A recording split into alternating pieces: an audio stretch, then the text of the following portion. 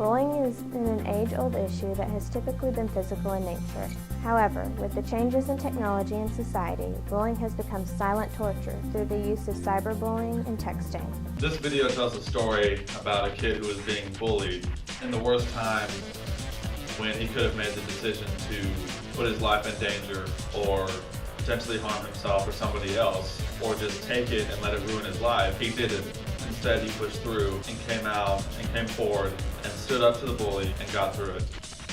And also thanks to Coach Sutton in this video, who came in time to help out the situation and to help the kid out. Because if that hadn't happened, there's no telling what would have happened to the person being bullied. In a report from MakeBeatsNotBeatdowns.org, 71% of students report incidents of bullying. Over 282,000 students are physically attacked. Some bullying statistics even say that revenge is the strongest motivation for school shootings. And according to the bullying statistics, 1 out of every 10 students who drops out of school does so because of repeated bullying.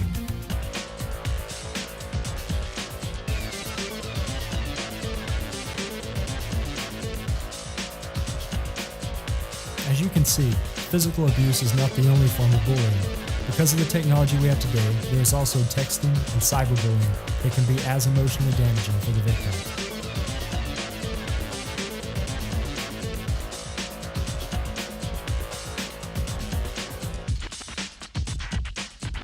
In a report on PureSite.com, 1 million children are harassed, threatened, or subject to other forms of cyberbullying on Facebook in the past year.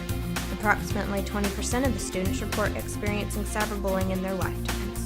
The most common types of online bullying are mean or hurtful comments that account to 13.7%, and rumors that spread online account to 12.9%. Adolescent girls are significantly more likely to have experienced cyberbullying in their lifetimes.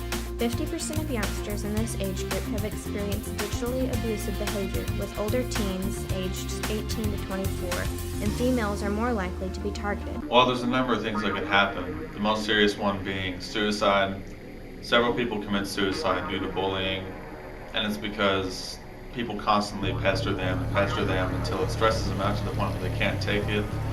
They could just leave school or drop out because of their own depression, or they could in turn do the same thing to other people because of what's happened to them.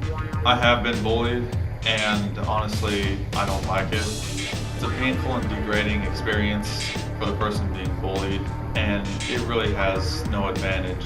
It almost turned me to the point, where I was bullying other people because of what happened to me, just to make myself feel better, and it's not something that should happen to anybody. I think depending on the severity of the bullying, the bully, if in school, should at least be reported to the principal, and if it goes on long enough, suspended or expelled if it's severe enough. If it's out in the real world where they're adults, if it gets to a point where it's, extremely bad, I'd say jail, being arrested. You can help by Stop the bullying And start a movement.